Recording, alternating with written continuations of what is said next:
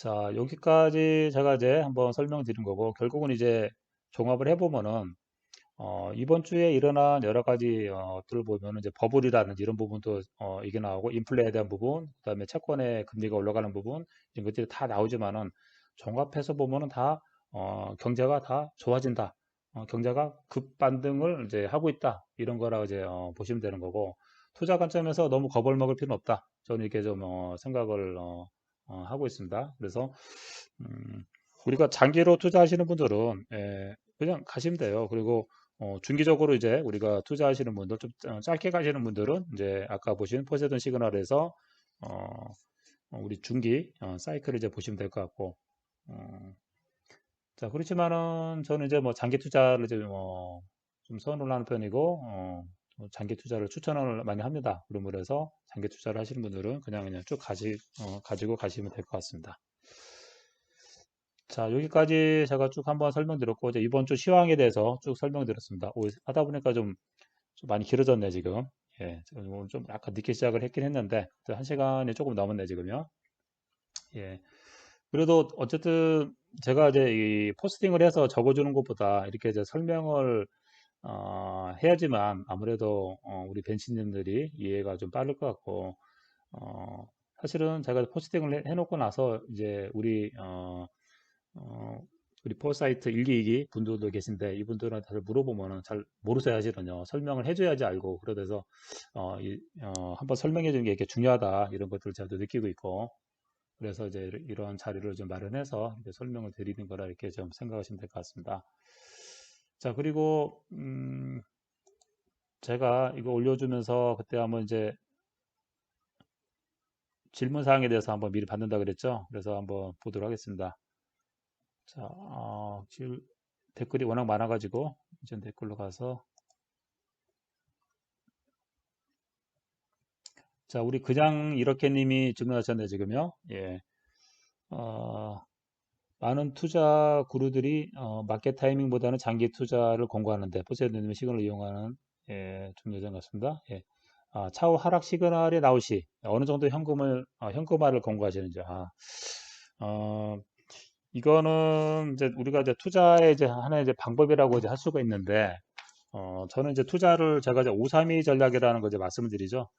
예, 그래서 이 532 전략이라는 게 이제 5는 50% 이제 안정자금, 3은 이제 유방 자산에 투자하게 되는 거고, 그리고 20%는 우리가 이제 위험하지만 미래성이 있는 데 투자를 하는 걸로 제가 이제 말씀드리는데, 어, 예를 들어 우리가 이제 초장기 투자는 이제 10년을 두고 하는 겁니다. 보면은 10년을 두고 하는 건 바로 뭡니까? 주글라 사이클을 이제 따르게 되는 건데, 2009년도에 산 걸 아직까지 가지고 있는 거죠.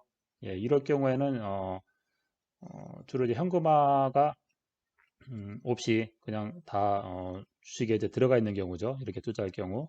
근데 자, 이렇게 투자하는 경우가 이제 그 전체 자산 중에서 50%라는 얘기예요. 50%. 그래서 우리가 이 50%는 주로 이제 미국에 이제 투자를 하는 건데 어, 주로 현금이 없이 100%다 주식으로 가져가게 됩니다. 50%. 예. 그렇게 투자하는 경우는 이제 50%, 100%다 주식이 되는 거고 현금 제로가 되는 거죠. 자, 그리고 이제 우리가 장기 투자를 하는 경우 이제 3년짜리를 이제 하게 되는데 키치 사이클 따르게 됩니다. 자, 이런 것들은 우리가 이제 주식과 이제 대부분 유방 자산에 대해서 가져가게 되는데 어, 이와 같은 경우는 키치 사이클이 꺼질 때는 이제 우리가 이거를 채권으로 바꿔도 현금으로 바꿔야 되는 거죠. 그럴 경우에는 이제 어, 100%다 현금화 시킵니다. 근데 현금화 시키는 게 바로 이제 이 사이클이 꺼지는 지점이죠. 그래서 자세히 보시면은 아까 주글러 사이클 같은 경우는 이 사이클 안에 이 키친 사이클이 3개나 4개가 숨어 있는데 결국은 어, 장기로 가져가는 거는 계속 주식으로 가져간다. 10년 정도를. 그리고 키친 사이클이 왔을 때는 30% 정도 30%하고 그다음에 어, 아까 20% 투자하는 거 유방 자산에 위험 자산에 투자하는 20%하고 유방 자산에 투자하는 30%. 그래서 약 50% 정도는 현금을 하게 되는 거죠. 자, 그래서 이게 말씀하신 대로 자, 시간이 왔을 때 어떻게 되는지. 근데 주로 이제 키친 사이클이라 그러면은 50% 정도가 현금화가 되는 겁니다. 그리고 장기 사이클로 타고 있는 50%는 계속 주식으로 가져간다. 이렇게 이제 보시면 됩니다. 그리고 만약에 키친 사이클과 주글렛 사이클이 꺼지는 부분 온다. 그럼 어떻게 해야 됩니까? 100%다 현금화 해야 되는 거죠. 예. 그때가 언제입니까? 예를 들어 과거로 보면은 2008년도 글로벌 금융위기 왔을 때 당연히 100% 현금화를 해야 되는 거죠. 아니면 이제 현금화 또 플러스 채권을 이제 가져야 되는 거고. 예, 그렇습니다. 자, 그리고 구름님이 이제 질문하신 게 있는데 지금요. 예. 그래서 지금 장기 채권인 TLT를 지금 가지고 계시네 지금요. 이거 투자자금 20%를 이제 갖고 계신데, 자, 어떻게 포트폴리오에 이거를 보유를 해야 되느냐 이런 질문을 하셨는데, 자, 우리가 채권은 어떻습니까? 채권은 우리가 금리가 올라가면은 가격은 떨어지는 거죠. 자, 현재 채권의 금리가 10년 만기 채권 수익률이 1.3%인데 앞으로 전망이 어떻습니까? 아까 제가 계속 설명드린 게 뭐라고 그랬습니까? 물가가 올라가고 여러 가지 경기가 좋아지면은 채권의 금리 올라간다 그랬죠? 그러면 어떻게 됩니까? 1.5%, 뭐 2%, 제가 보기에 한 2.5% 정도까지 올라갈 가능성이 높아요, 이거는요. 10년 만기 채권 수익률은. 자, 현재 1.3에서 2.5%로 간다 그러면 어떻습니까? 채권의 가격은 계속 떨어지는 거죠. 그래서 저는 이제 현재 채권은 현재 없습니다. 현재 제로입니다, 제로. 채권을 가진 거는. 그래서 지금은 주식 투자에 이제 올인을 해야 될 때고, 채권 투자는 어떻습니까? 금리가 올라와서, 그리고 금리가 이제 떨어질 때, 금리가 떨어지면 어떻게 됩니까? 채권의 가격이 올라가야 되는 거죠. 그래서, 현재의, TLT를 보유하는 거는 저는 추천을 하지 않고, 오히려 주식으로 빨리 해서 갈아타서 가지고, 채권이 어느 정도 올라왔을 때, 한 2% 이상 이제 됐을 때, 10년 만기 채권 수익률이 2% 이상 됐을 때, 채권에 대해서 고려를 하면 좋겠다. 이렇게 좀 생각을 하고 있습니다. 자, 그리고 우리 풍경님 올려주신 질문이 있네, 지금요. 자, 마이너스 금리의 채권의 발행량이 줄어들고 해서, 어, 자, 결국은 채권의, 금리가 계속 올라가는데, 어, 자, 미국이 자, YCC를 해서라도 금리 상승을 받게 될까요? 예. 당연한 거죠. 예.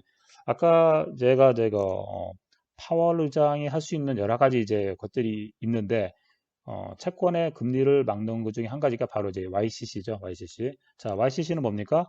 Yield Curve Control이죠. 자, yield는 뭡니까? 우리가 이제 수익률이죠. 금리. 수익률을 갖다가 커브죠. 커브를 갖다가 이제 컨트롤한다는 의미는 뭐냐면은 현재 장기 채권의 수익률이 올라가고 있는 게 문제점이죠, 지금. 장기 채권. 그래서 장기 채권의 수익률을 갖다가 이제 낮춰주는 그러한 것들이 바로 이제 우리가 일더 커브 컨트롤이라 그러는데, 그런 것들을 우리가 이제 채권의 이제 매입을 통해서 이제 할 수가 있는 거죠. 자, 채권을 이제 매입한다는 의미는 우리가 이제 달러를 더 푼다는 의미가 되는 거고, 달러가 풀어지면은 이제 거기에 따라서 이제 우리가 이 금리가 이제 오를 수 있는 걸 억제라는 그런 역할도 해줄 수 있는 거죠. 그래서 여러 가지 방법들이 있습니다. 그렇지만은 이제 말씀하신 대로 미국은 장기 채권이 올라가는 거를 뭔가 계속 방어를 해야 되는데 그 중에 한 가지가 YCC가 강력한 이제 방법이다 이렇게 좀 생각을 하고 있고 어느 정도 채권 10년 반기 채권 수익률 한 2% 정도 가면은 이제 YCC 얘기가 본격적으로 나오기 시작하고 실제로 이제 아마 실행을 할 것 같아 보면요. 예. 그래서 어, 미 연준도 가만히 있지는 않죠. 예, 경제가 망가지는 걸 원하지는 않습니다. 그래서 장기 채권 금리는 계속 이제 찍어 누르는 형태로 이제 뭔가 정책을 펼칠 걸로 이렇게 생각이 됩니다. 자, 그리고 질문이 또 있으신가요? 이게 자, 우리 헌터킬러님이 이제 올려주신 게 있네 지금요. 자, 빅테크 기업은 조금씩 빠지고 있는데 향후 전망 어떻게 보시는지. 이거 아까 제가 설명하면서 얘기했던 것 같은데, 자, 빅테크 기업은 어떻습니까? 지금 바이든 정부 하에서 이제 오르기가 상당히 힘들죠. 예, 첫 번째로 우리가 이제 독과점 규제라는 부분이 이제 걸리는데, 결국은 현재 있는 어, 구글이라든지 그리고 이제 페이스북 이런 회사들이 현재 위험하죠. 현재 위험합니다. 아무래도 독과점 규제 걸리게 되면 어떻게 됩니까? 기업이 다 분할이 돼 버리는데 분할이 되면 이제 힘을 못 쓰게 되는 거죠. 그래서 그럴 경우는 이제 주식이 현재보다 굉장히 많이 떨어질 가능성이 있는 거고. 그리고 현재 애플이라든지 아마존도 이제 독과점 규제에서 이제 자유롭지 않은 상황이죠. 자, 그러다 보니까 이런 기업들이 이제 오르기가 쉽지 않아요, 사실은요. 오르기가. 그래서 오르지만은 조금씩 오르실 것 같고 이제 거의 횡보할 가능성도 높아요, 지금 횡보할 가능성도. 그러다 보니까 우리가 이제 체인지를 아까 이제 해야 되는 거죠.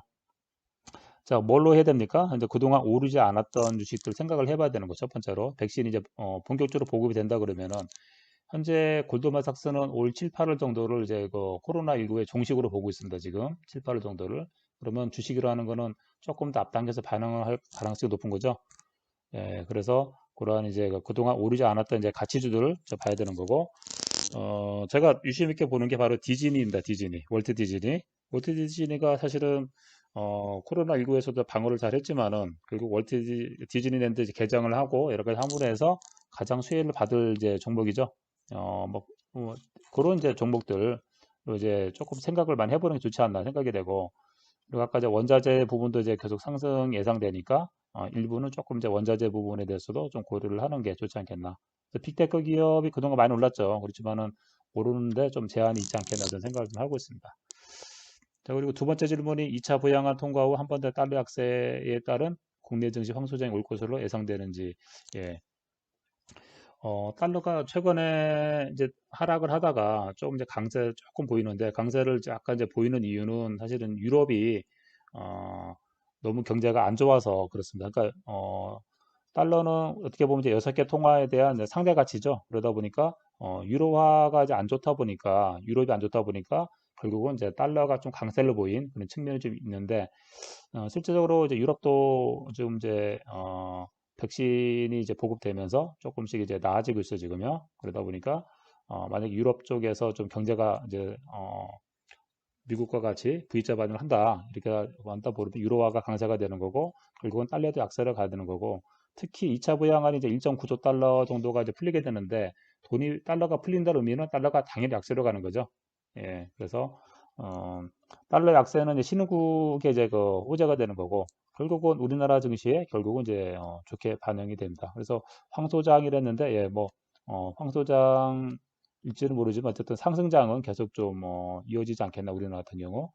그래서 키친 사이클을 우리나라는 이제 따르게 되는데, 결국은 그러한 이제 키친 사이클이 아직 계속 진행이 되고 있는 중간 단계에 있다 이렇게 보시면 될 것 같습니다.